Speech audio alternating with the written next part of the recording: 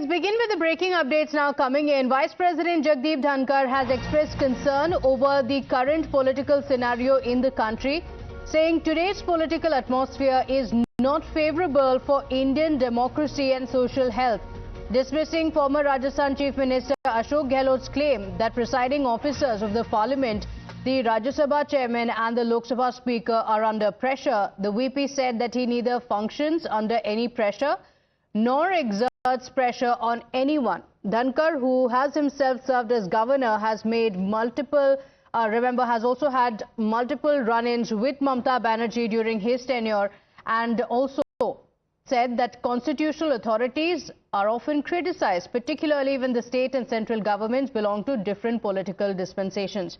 And the governor is speaking about the same. He said that a governor in such a state becomes an easy punching bag.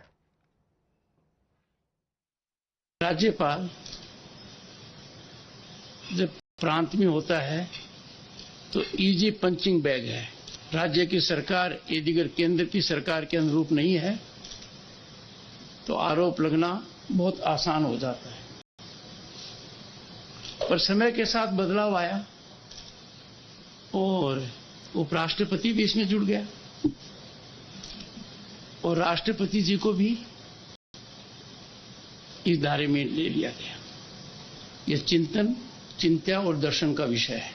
ऐसा मेरी दृष्टि में होना उचित नहीं है और मैं कह सकता हूं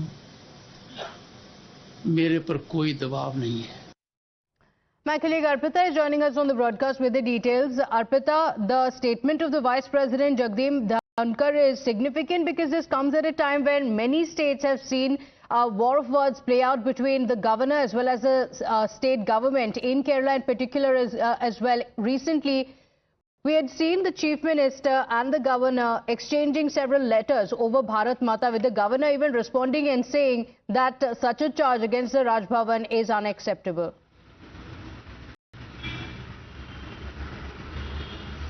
Well, rightly said. So, Vice President Dhankar has clearly said that if state and centre doesn't have the same government, then at the end of the day, it is the governor who becomes the punching bag.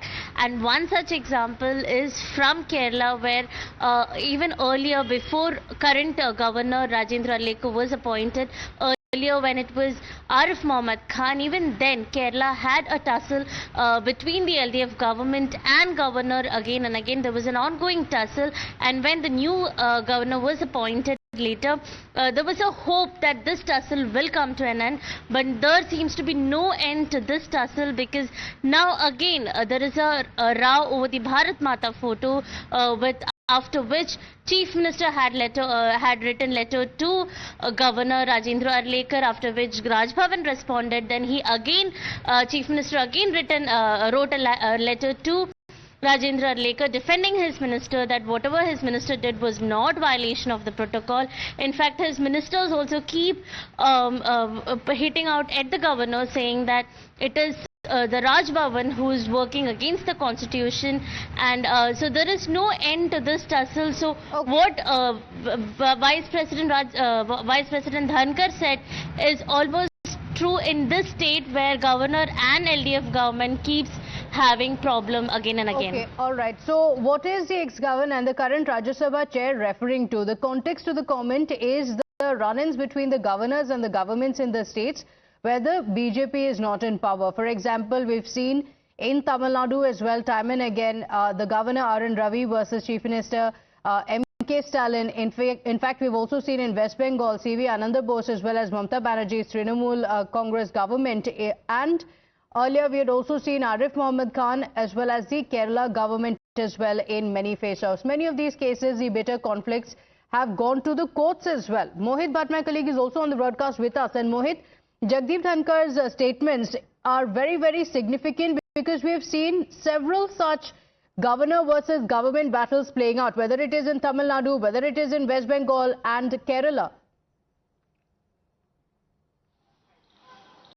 Well, yes, and in fact, you see, the states where the BJP is not in power, the opposition is in power, they have come out and they basically say that the government is trying to infringe upon the rights of the elected government, and we have seen, as you rightly pointed out, in the state of West Bengal, in the state of Kerala, in state of Tamil Nadu, such clashes have been happening for a long time, where the governor and the elected chief minister over there have come to face to face on various issues over the issue of various bills. Now recently we have seen in Delhi too how there was a regular tussle between the LG and the former chief minister of Delhi, Arvind Kejriwal, and post that Atishi. So the vice president was referring to that, saying that in the states where the state government are not in sync with the central government, the governors become easy punching bag, and now the vice president has also been brought into under it. The vice president is also being attacked. Lok Sabha Speaker Om Birla is also being attacked, but he also went on to say that I am not under any pressure. He also went on to say that Lok Sabha Speaker is also not under pressure. So he has referred basically to the tussle that has been going on between various states governor and the elected chief ministers over there, where the opposition parties say that the governor office has become the headquarters of the RSS, and as we have seen in the, Dhankar in the now case speaking about the same, weighing in and saying that there is no pressure, saying that governors seem to be becoming the punching bag amid the bitter political environment that we see there. Arpita and Mohit, thank you for joining us with those details. With that